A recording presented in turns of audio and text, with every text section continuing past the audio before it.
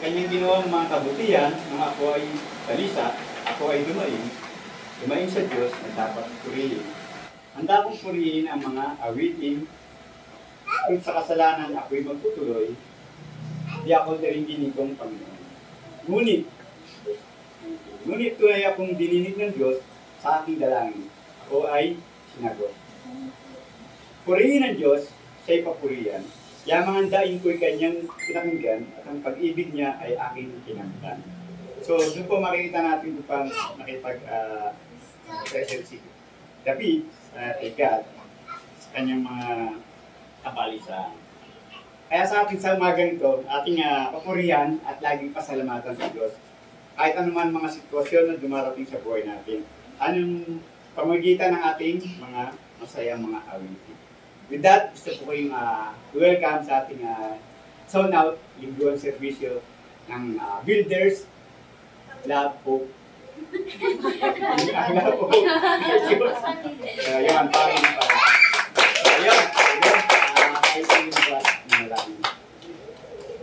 Heavenly Father God, maraming salamat sa pagkakataon na binigay po sa amin, na binigyan kami ng Father God ng place para makapag-worship at papurihan ka, Father God, sa umaga ito. Talaga na natutuwa kami, Father God, na kami magkaroon ng pagtitipon ng aming mga kapatiran, sa ganun ay papurihan ka namin, makapakinig kayong mensahe, Father God, na ay gamitin po ang mga taong sa salita. Ito, Father God, yung banal na Espiritu upang sa aming pinigan yung bawang kami balik sa aming God, maraming salamat po muli sa blessing, maraming salamat din sa inyong grasya. Salamat po namin lahat po sa Panginoon na si Jesus. Amen. Alright, para po sa ating communion, ihanda po natin yung ating mga service. Pagkitin po natin yung our God.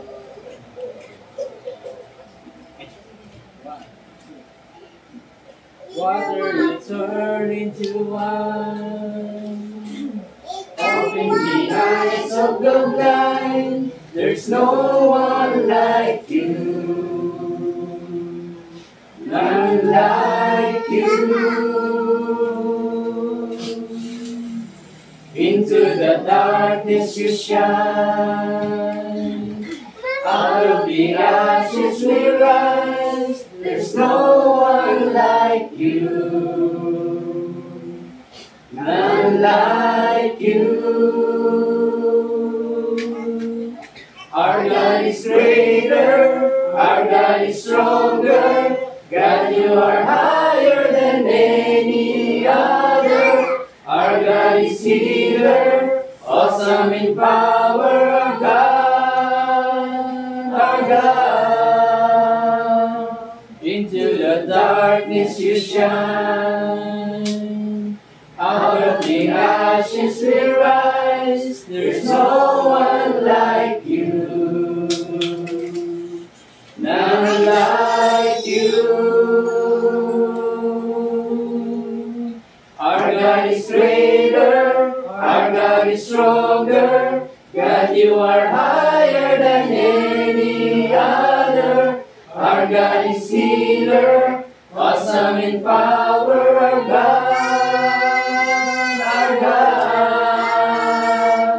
Our God is greater, our God is stronger. God, you are higher than any other. Our God is healer, awesome in power. Our God, our God. And if our God is for us, then who could ever stop us? And if our God is with us, then what can stand against? And if our God is for us, then who could ever stop us? And if our God is with us, then what can stand again? That what we stand again. Our God is greater, our God is stronger. God, you are higher than any other. Our God is healer, awesome in power. Our God, our God.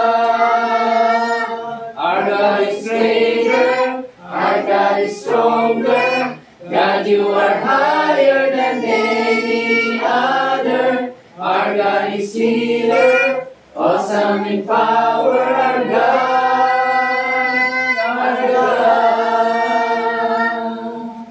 Hindi ba yun? Marami siya. Hindi ako sa akin yun. Ngayong umaga sa ating lahat. Sa atin po communion ngayong umaga. Mahalaga po na ating po maintindihan kung bakit nga po ba tayo nag-take ng communion. Okay. Bakit kumakain tayo ng kinapay at umiinom tayo ng kaunting alak? Okay. Ano ba yung significant dito sa pagiging Kristiyano natin? Okay, buksan natin yung Biblia natin sa Colossians. Colossians chapter 1, 20-22. Okay, mga kapatid, dito po yung sulat ni Pablo sa mga taga-Colossians when he was in the prison in Rome. Okay, yung kanyang purpose ng kanyang sulat para daw po i-correct, itama yung mga maling teorya tungkol po sa kanilang kaligtasan. Kasi daw po, dahil ang iba daw po sa kanila ay nananampalataya sa mga anghel. Ang iba naman po ay sa rituals. Okay? And some religious practices. Ito daw po yung dahilan para nanghihina ang kanilang mga pananampalataya kay Kristo. In Colossians 1, chapter 1, sige po, umpisa natin sa 15. Pero yung main passage ko po sa 20, pero umpisa natin sa 15 para mas maintindihan natin. Ito yung sinasabi ni Paul, Christ is the visible image of the invisible God. He existed before anything was created and is supreme over all creation. Ito yung gusto ni Pablo dun sa kanila. My God is existed before anything. He is supreme over all the sabi ng creation. Sa verse 16, for through Him God created everything in the heavenly realms and on earth. He made the things we can see and the things we can't see, such as thrones, kingdoms, rulers, and authorities in the unseen world. Everything was created through Him and for Him. Gusto kong i-highlight ko yung underline na yan. Everything was created through Him. He existed before anything else, and He holds all creation together.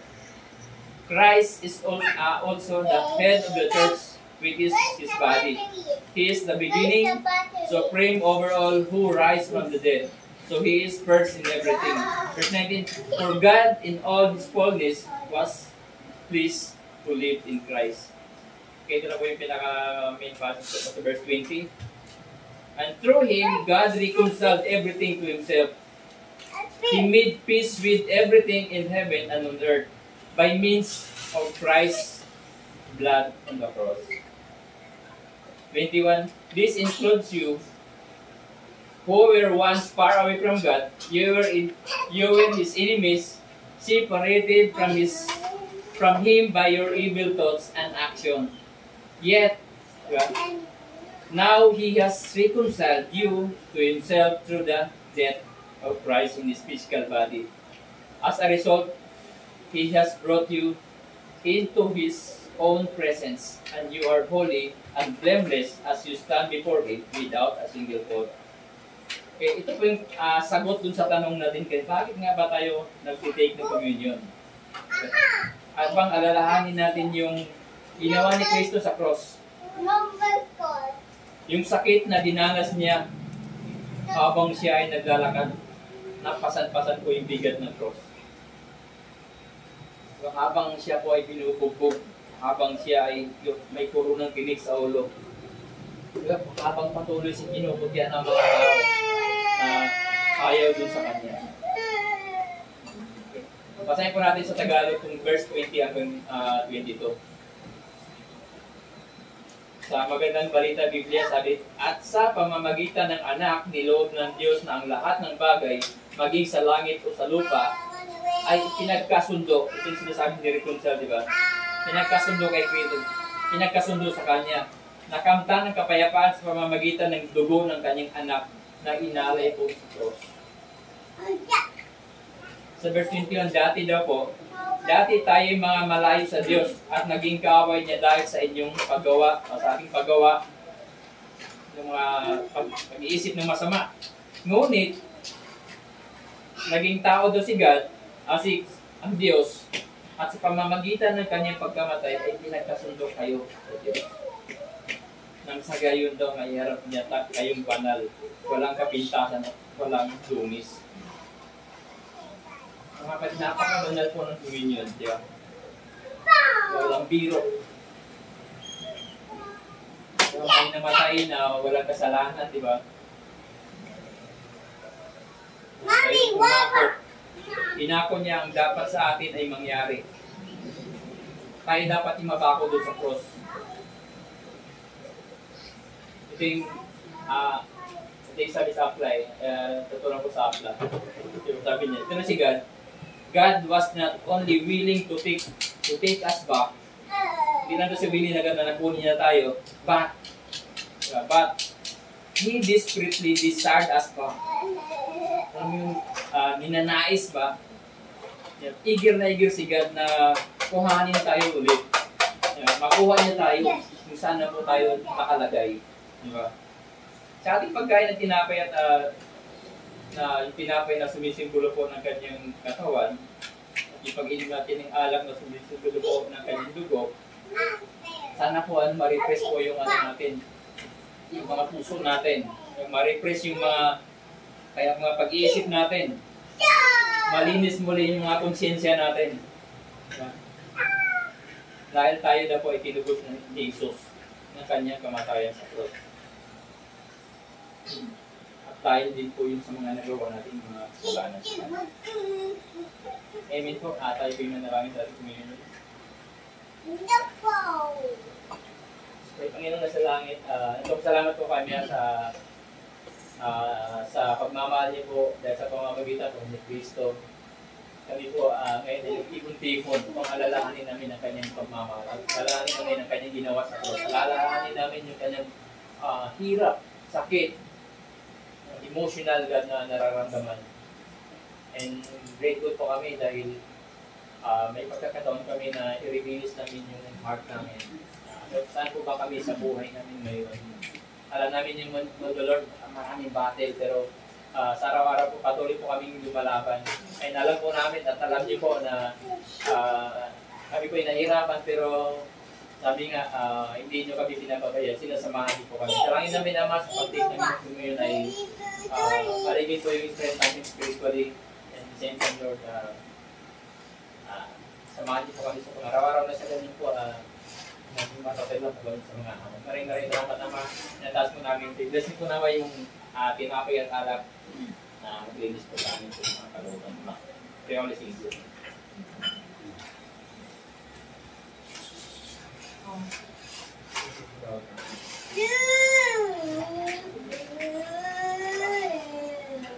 Okay po, habang tinitake ko natin, may ikot ko natin yung 8,000 pesos.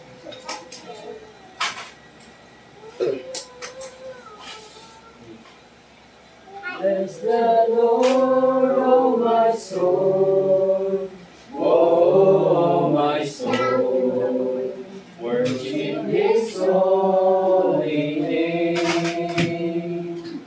Sing like never before, oh my soul, I'll worship Your holy name. The sun comes up, it's a new day dawning.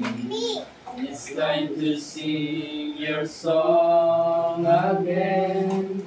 Whatever may pass and whatever lies before me, let me be singing when the evening comes. Bless the Lord, oh my soul, oh my soul, worship His holy name. Sing like never before, oh my soul, I worship Your holy name. You're rich in love, and You're slow to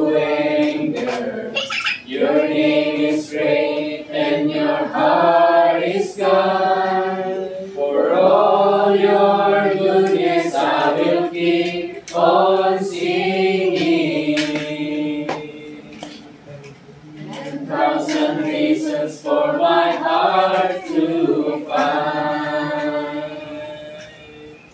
Bless the Lord, oh my soul, oh my soul. Worship His holy name.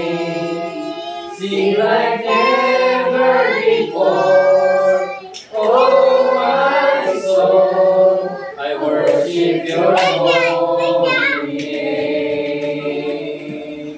And on that day when my strength is failing, the end draws near and my time has come. Still my soul will sing Your praise unending. 10,000 years and then forevermore.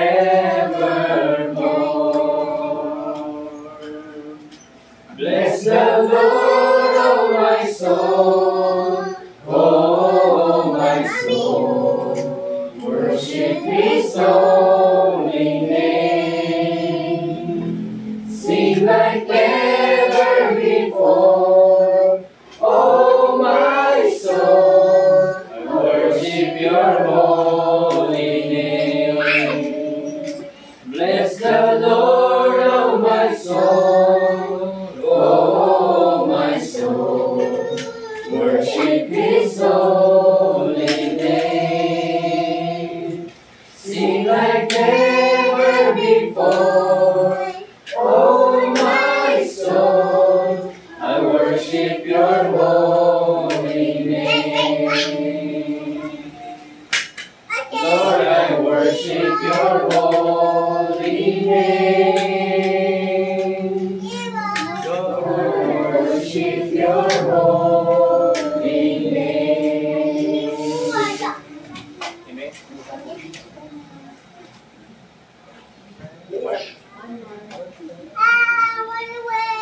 Isang magandang umaga po sa ating lahat, mga kapatid. Tatawa naman po tayo sa benevolence, ang tinatawag nating pagbibigay. Sa mga kapatid, madaming paraan upang parangalan natin ang ating Diyos. Isa na dito ang pagbibigay o madaming pagsiserve sa simbahan. O di naman kaya ay ang pagbabahagi ng faith sa maraming tao. O kaya naman ay sa pag-share ng blessings na inyong natatanggap sa inyong buhay na nanggagaling mismo sa ating Diyos. Buksan natin ang ating Biblia sa aklat na sa Lucas 21 verse 1 to 4. Sa Luke chapter 21 verse 1 to 4 na nagsasabing, nang tumingin si Jesus sa paligid, nakita niya ang mayayaman na naglalagay ng mga handog sa templo. Nakita rin niya ang isang biyudang, ang dukhang biyuda na naghulog ng 2 salaping tanso. Sinabi niya, ang inihandog ng dukhang biyudang iyon ay higit pa sa inihandog nilang lahat.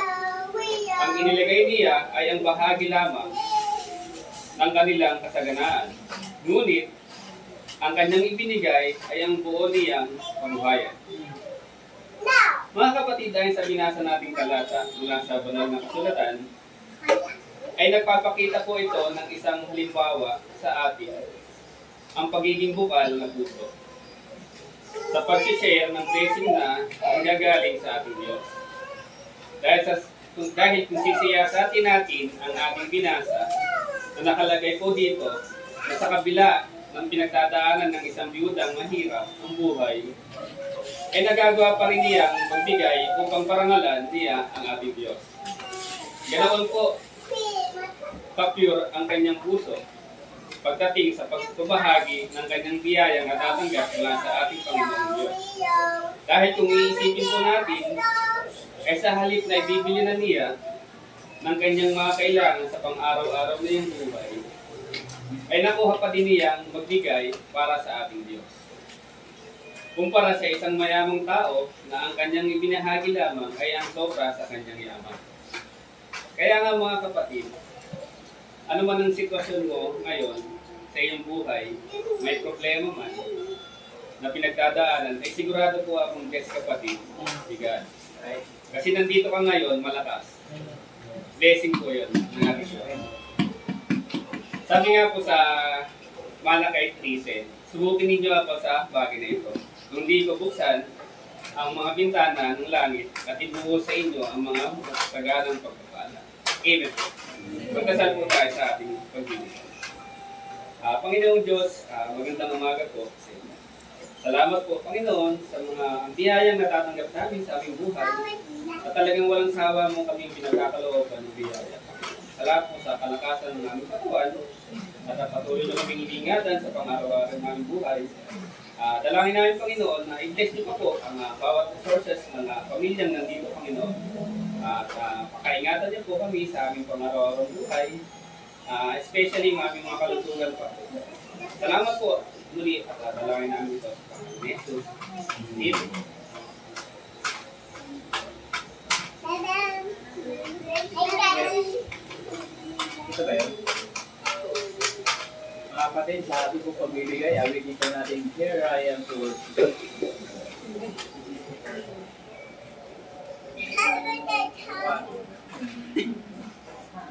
Light of the world, you step down into darkness.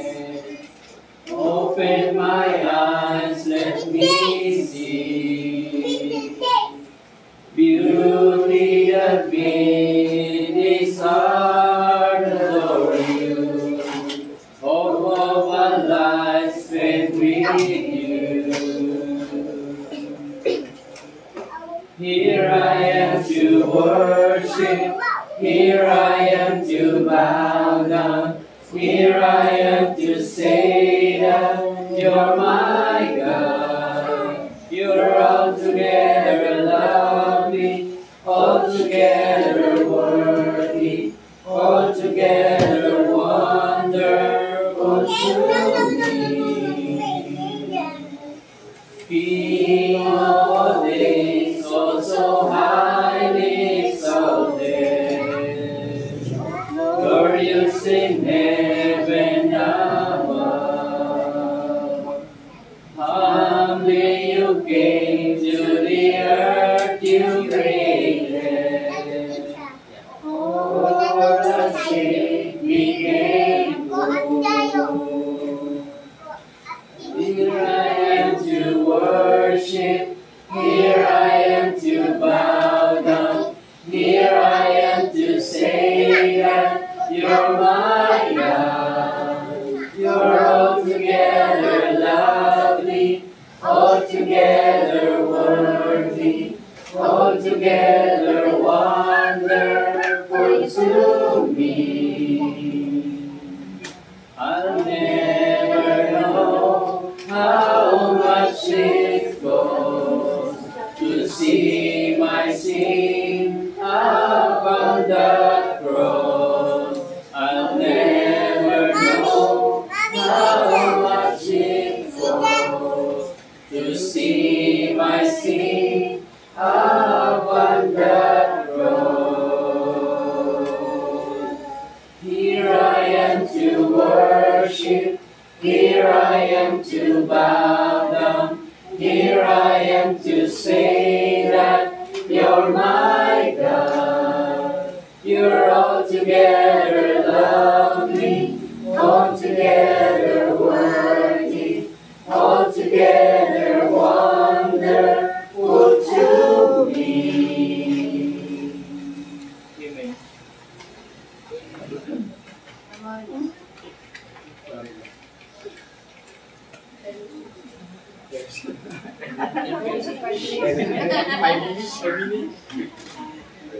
Para mahaba ang fellowship natin mamaya.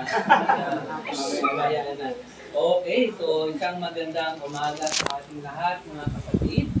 At welcome ulit sa ating pangalawang zone out sa pangalawang buwan ng ating zone out. At welcome po sa bahay namin. Maraming salamat sa bawat. Okay, so bago tayo magsimula, tayo muna yung po at malalaki. Ama naming Diyos na nasa langit, pinupurit, pinadakila ka namin sa umagang ito. Kami po'y nagpapasalamat, God, sa pagkakataon na muli magka-gather kami, Panginoon, upang sambahin, papurihan ang dakila mo, Panginoon.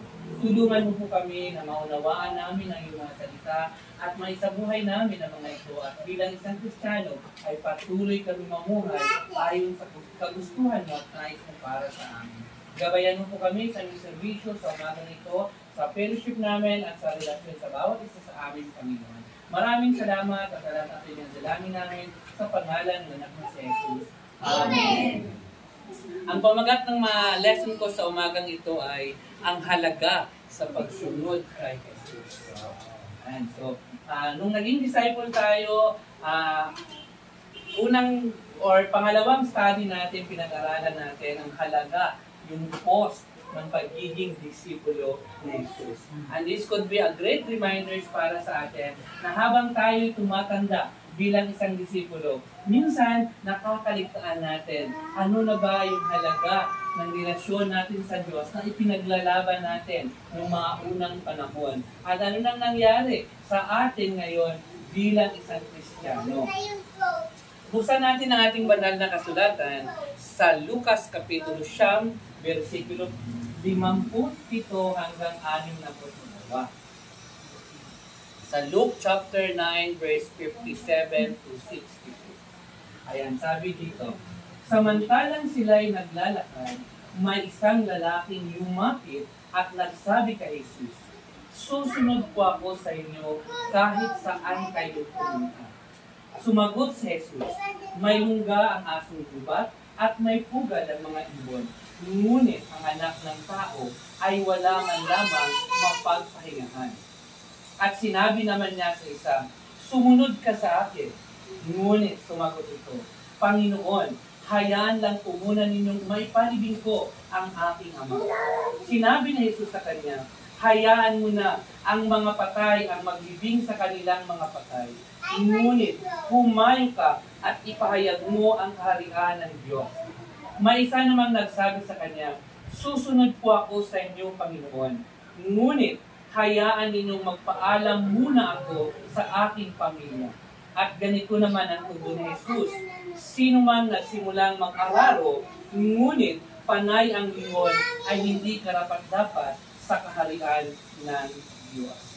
Sa binasa nating talata, mapapansin natin ang mga salitang nauulit o inuulit ni Lucas. Binibigyan na ng emphasis ang salitang sumunod o susunod.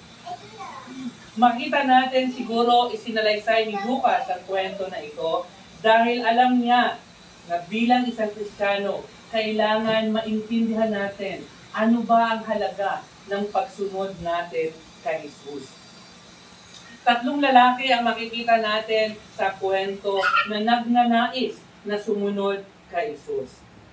Pero makikita din natin ano ang tugon ni Jesus sa bawat isa sa kanila. Kung babasahin natin mabuti ang talata na ating binasa, mapapansin natin ang paraan kung paano hinarap ni Jesus ang mga nagtatanong na ito. At siguro, ito ang dahilan kung bakit isinalaysay ni Lucas ang pangyayaring ito. Karamihan sa atin sa panahon natin ngayon, isa sa pinaka-goal ng isang simbahan ay magkaroon ng maraming miyembro. Tama? Kaya nga tayo nag-evangelize kasi gusto natin maraming tao ang maimbitahan, makilala si God. Pero, lahat ng tao, kahit naman sa atin, di ba, ang isang goal natin is mag-share, mag-evangelize, makalikop ng maraming miyembro sa simbahan. Pero kung mapapansin natin dito, sa talatang ito, paano si Jesus tumugon doon sa mga nagnanais na sumunod sa Kanya.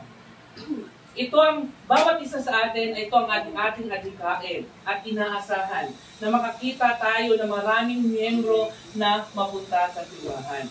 Ngunit, lubos na kakaiba ang paraan ni Jesus sa pagtanggap ng mga nais sumunod sa Kanya. Hindi siya nakikiusap sa mga tao na sumunod kayo sa akin. Hindi siya nakikiusap sa mga tao na sumama sila sa Kanya. Ngunit, inilatag ni Jesus sa kanila ano ang mangyayari sa buhay nila kapag sila ay sumunod sa Kanya. Kaya kung makita natin yung nilatag na buhay na meron tayo, diba? Napag-isipan kaya natin, ganito ba ang klase ng buhay na gusto kong danasin kapag ako ay magiging disipulo? Ngunit, hindi ang alintana kay Jesus na maraming taong gustong sumunod sa Kanya. Ngunit, hindi membership ang kailangan ni Jesus. Ang kailangan niya ay ang puso na handang iwanan ang lahat para sumunod sa Kanya. Diba nung nag-study tayo ng Bible, challenge tayo na willing ka bang i-give up everything? Diba? Nung nag-study tayo ng Bible, sabi natin, kaya kong i-give up ang lahat. Pero nung naging disipulo ka na, di ba, ano na ang nangyari? Kaya pa ba rin natin i-give up ang lahat para kay Jesus? Kasi minsan tayo, pag tumatagal na tayo bilang isang Kristiyano, alam na natin ang pasikot-sikot ng isang Kristyan. Di ba? Pag nagkasala ka, pag nagkamali ka, pupunta ka, humingi ka ng tawad. Kasi alam mo, gracious si God. Diba? Pero hindi natin nakita ano ba dapat ang buhay natin bilang isang Kristiyano. Kasi alam natin na sa simbahan, kapag nagsisi ka, bumalik ka, tatanggapin ka. Dahil simbahan ito. Pero nasaan na ang puso natin na nagbabago? Ganun ba ang routine ng buhay natin? Na hindi na tayo nagsisikap para magbago, para sumunod kay Jesus. Mga kapatid, nais ni God na makita tayo na sumunod sa Kanya na taos puso. Hindi lang tayo nandito dahil cool sa simbahan. Hindi lang tayo nandito dahil marami tayong kaibigan. Marami tayong nagiging friendship. Di ba? Nandito tayo dahil gusto natin sundin si God. Kaya mapapansin natin na sa ating binasa, ang paraan ni Jesus sa Kanyang pakikitungo sa mga taong naghahayag ng nais sumunod sa Kanya. Nais ni God na makita natin na ito talaga ang buhay natin bilang isang Kristiyano. Sa totoo lang, nais ni Jesus ng mga tao ay susunod sa Kanya. Ngunit kailangan pag-isipan muna natin yung buhay na susukurin natin.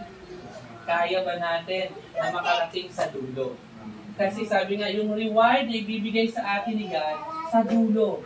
Kung sino ang faithful na makarating doon. Hindi yung nag-umpisa ka ng faithful, tapos nagtatapos kang unfaithful. Diba?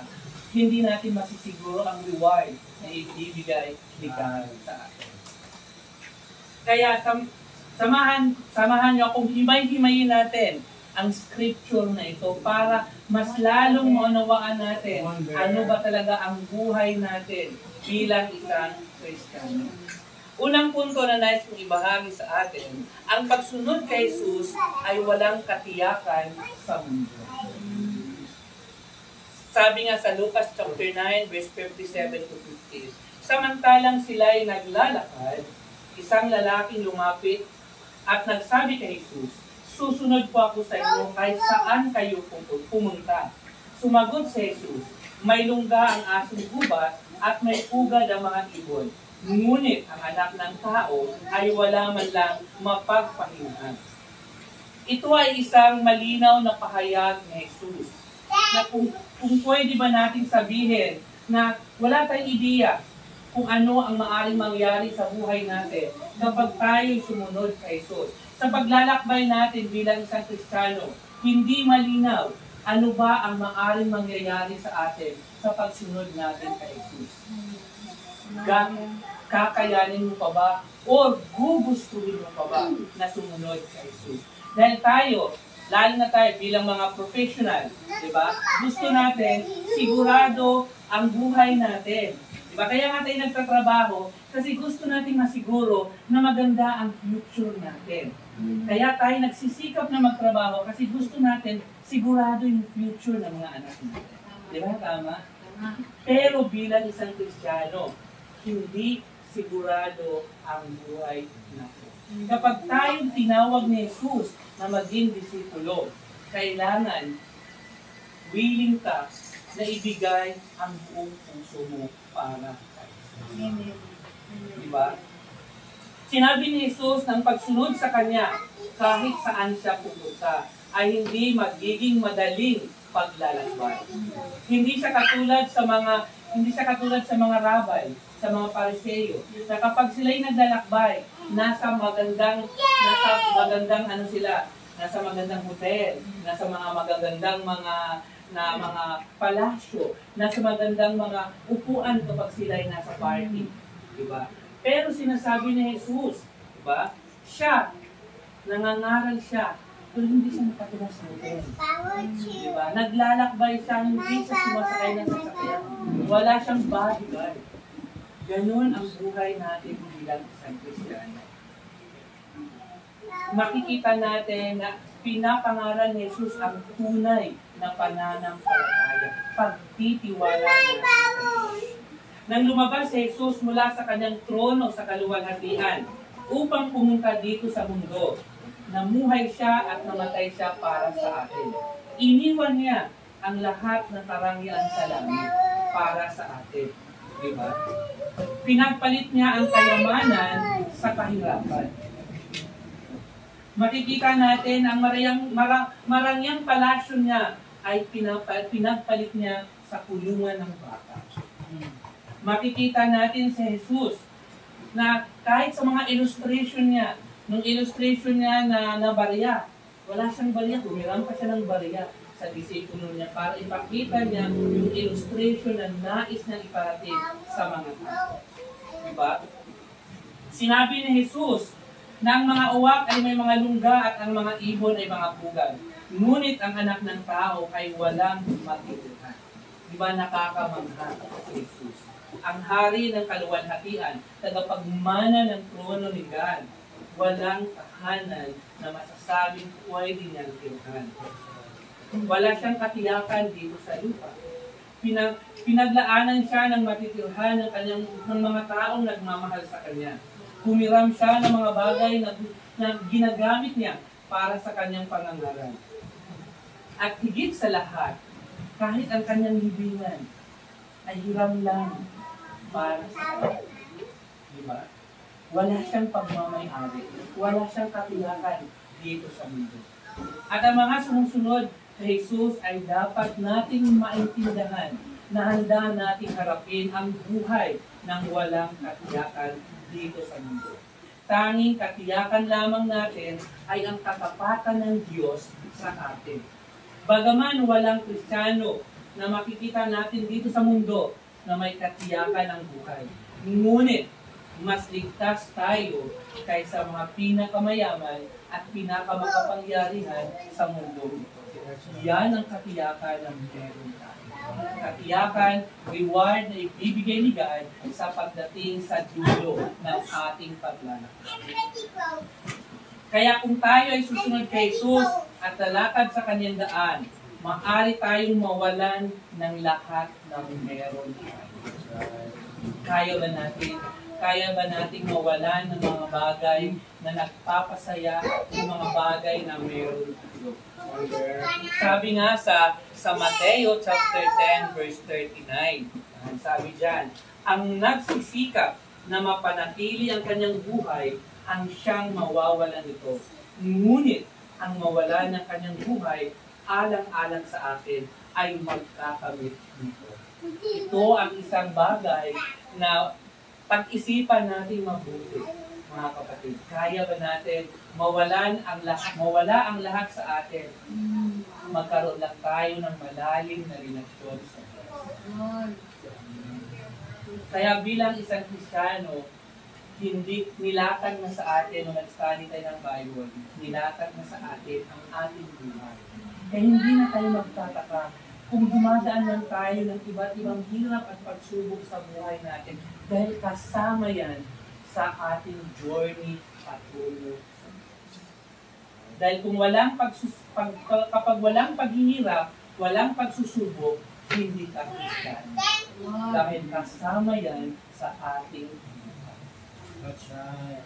Amen ba mga kapatid? Amen. Pangalawa, ang sumusunod kay Jesus ay walang mga kaugnayan sa mundo.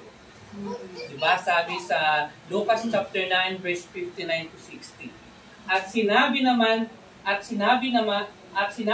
niya sa isa, sumunod ka sa akin.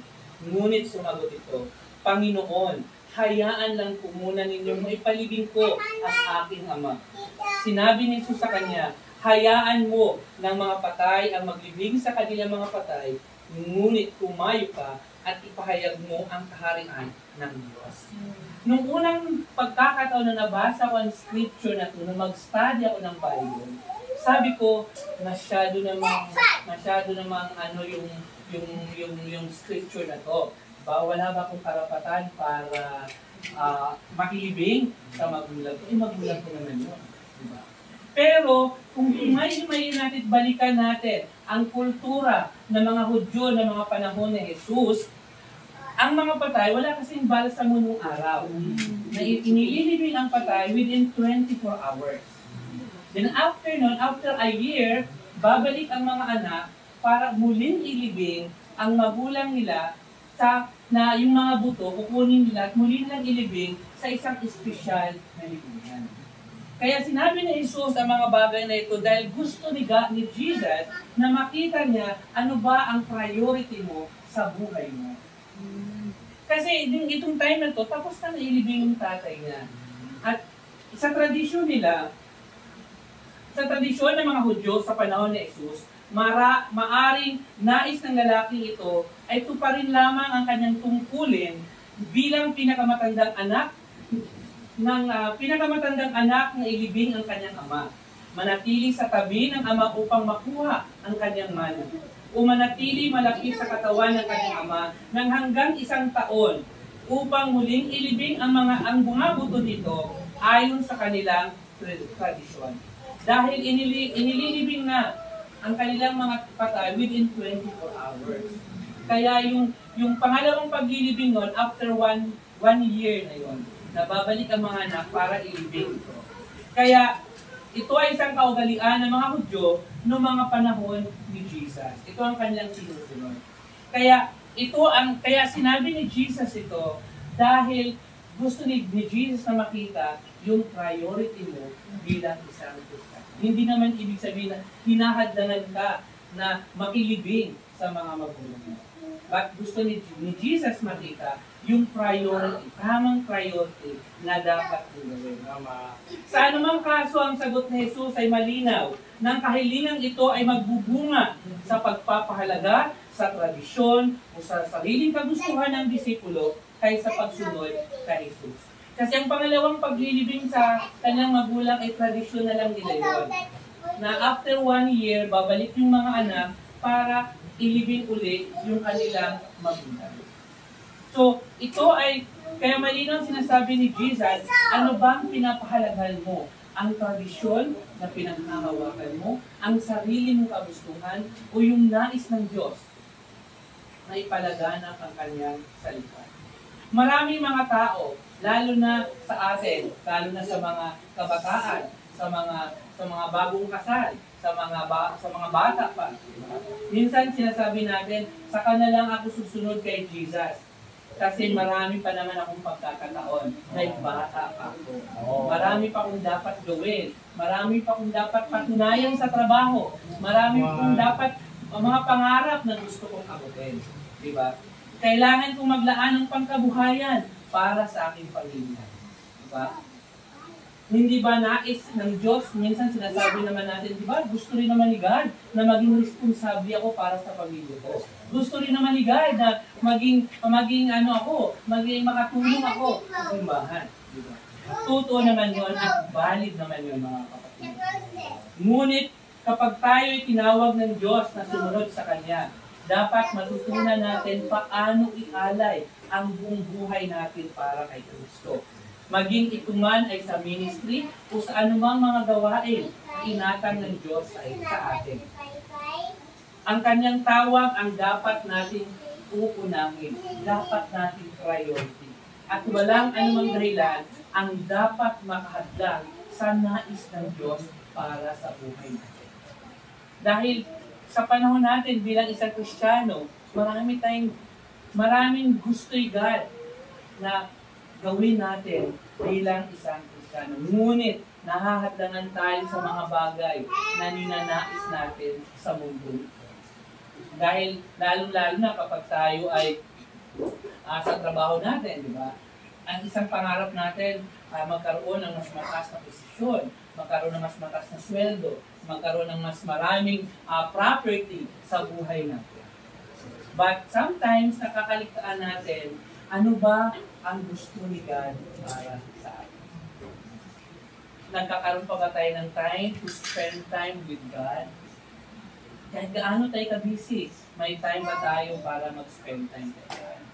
At yun ang isang bagay na kailangan natin na pagsikapan sa buhay natin bilang isang Kristiyano. Pangatlo na nais ko ibahagi, ang mga sumusunod kay Jesus,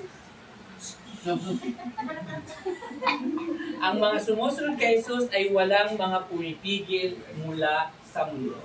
Sabi sa verse 61 to 62. May isa naman na nagsabi sa kanya, susunod pa ako sa inyo, Panginoon. Ngunit, hayaan ninyong magpaalam muna ako sa aking pamilya. At ganito naman ang tugon ni Jesus. Sino mang magsimulang mag-araro, ngunit panay ang lingon, ay hindi karapat-dapat sa kaharian ng Diyos. Maaring sinasabi ni Jesus na kung babalik siya upang magpaalam sa kanyang pamilya, maaring magkaroon siya ng pangalawang pag-iisip at magdala ng katulan sa kanyang sarili. Maliwanag na walang masama sa pagpapaalam sa sariling pamilya. Ngunit nakikita ni Jesus na sa lahat ng mga alibay na meron tayo, ito ay nagpapakita ng isang hindi buo na desisyon sa pagtangkang sumunod sa Kanya. Nang hindi isuko ang kanilang buhay sa paraang kinakailangan upang tunay na matanggap ang kargaan ng Diyos. Ang pagiging karapat-dapat sa paglilingkod sa kaharian ng Diyos ay ang pamumuhay ng lubos sa kakaibang katotohanan na ito, ng pamamahala at paghahari ni Kristo sa gitna ng kasalukuyang pamamahala sa mundong ito. Ngunit, radikal si Jesus na nagbabahagi ng kanyang mensahe. Inutos ni Jesus na hindi lamang dapat ang katapatan natin sa Kanya, kundi pati na rin sa isang ganap na bagong uri ng pamumuhay. Ito dapat ang nasa isip at nasa puso natin. Malinaw ang mga salita ni Jesus. Dito makikita natin ang halaga ng pagsunod sa Kanya. Tayo ay tinawag upang ibigay ang buong puso, buong buhay natin sa Kanya. Yan ang larawan ng isang tunay na Kristiyano. Kaya kung makikita natin, kung ang pagsunod kay Jesus ay hindi madali, mayroon itong halaga. Kaya kung ang buhay mo ay dumadaan ka ng maraming pagsubok, mabuti yan. Kasi doon tayo tumatatag. Sabi nga sa quiet time namin kayo ng umaga, ang ginto kailangan dumaan sa apoy para makita mo na ito ay dalisay. Ito ay pure. So ang pananampalataya natin dapat dumaan sa iba't ibang pagsubok at hirap para mapatunayan natin na ito ay dalisay at ito ay tapat para sa Diyos. Ang pagsunod kay Jesus ay nangangahulugan na kailangan natin siyang i-prioritize sa lahat ng bagay. Ganito kaseryoso ang pagiging disipulo ni Jesus. Hindi ipinangako ni Jesus ang madaling buhay. Ang pagiging alagad ni Jesus ay mahirap. Isa lang ang pangako ni God sa atin, na sa lahat ng hirap na dinadaanan natin, kasama natin. Hindi niya sinabing tatanggalin niya ang lahat ng pagsubok na meron tayo. Ang sinasabi lang niya ay sasamahan niya tayo sa lahat ng mga ito upang makayanan natin lampasan ang mga bagay na ito. Ang kailangan lang natin magtiwala sa Diyos at ibigay ang buong buhay natin. Upang makita natin, sabi nga, Ngayon na nailatag na ni Jesus ang buhay ng isang Kristiyano, maisipan mo pa kaya na sumunod sa Kanya?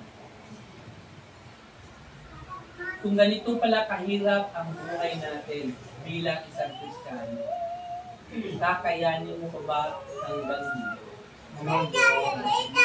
Pero dapat natin makita na kapag hindi tayo magpatuloy sa pagsunod kay Jesus, ano ang mga bagay na mawawala sa atin? Diba? Buhay na walang hanggan.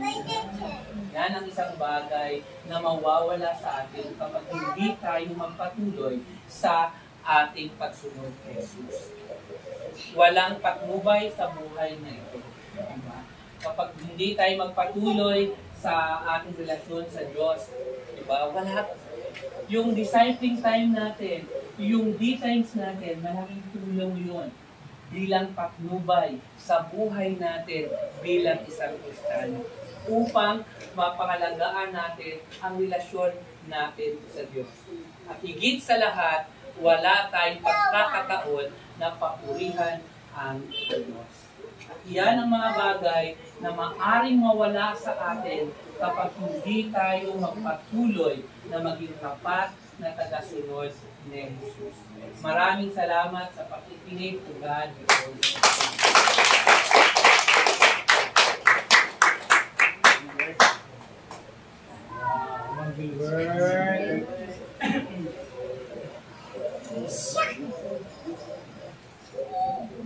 Kaya magandang umaga po sa ating lahat. Kahit medyo mainit ay talaga namang handa tayong na makinig sa mga salita ng Diyos para sa atin. Amen po. Maraming salamat, Brother Bess, ay sa napakagandang mensahe ng Panginoon na yung ibinahagi sa amin. Talaga namang na-encourage kami at talagang inspirasyon ng tamang pagsunod kay Jesus.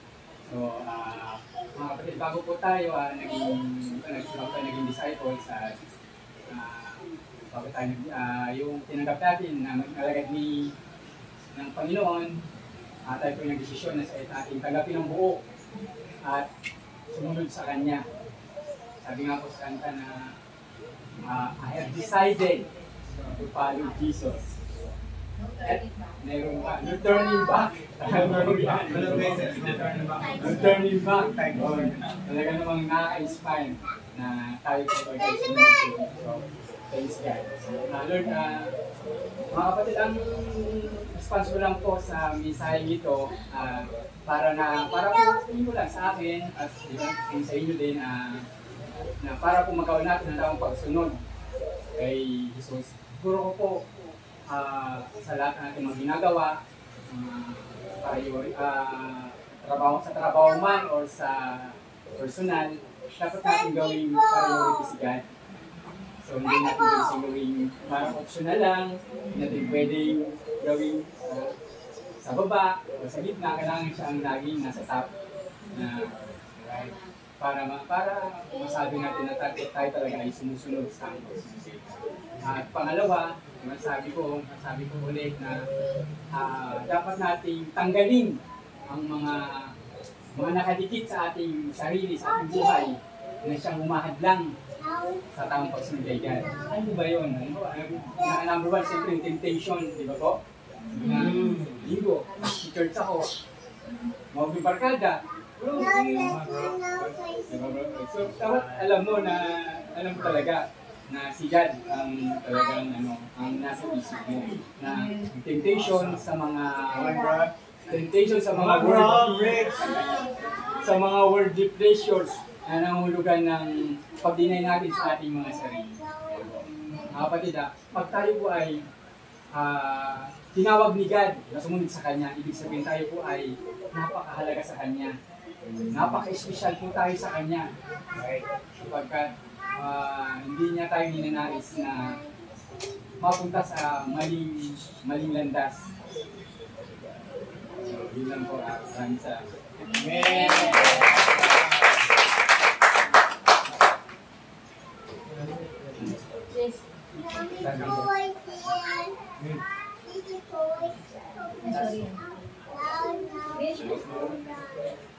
Alright, palakpakan natin si God, mga kapatid.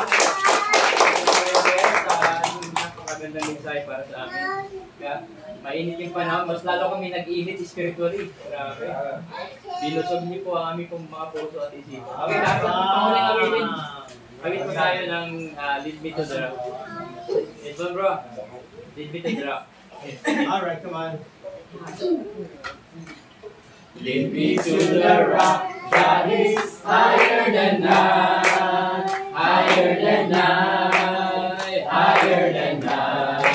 Lead me to the rock that is higher than I. You're my tower against the foe. Hear my cry, O God. Answer my prayer. Answer my prayer. Answer my prayer.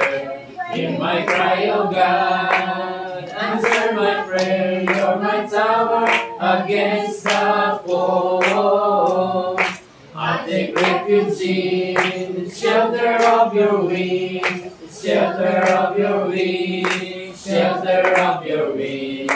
I take refuge in the shelter of your wings. You're my tower against the foe.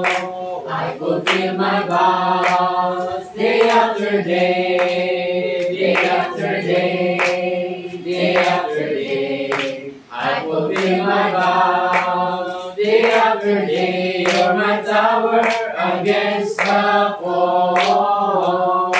Lead me to the rock that is higher than I, higher than I, higher than I. Lead me to the rock that is higher than I. You're my tower against the foe. Tower against the foe. You're my tower against the foe.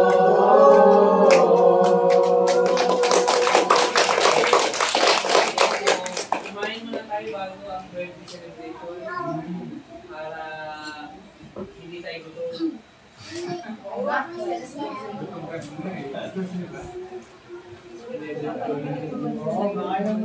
Kain muna tayo bago tayo.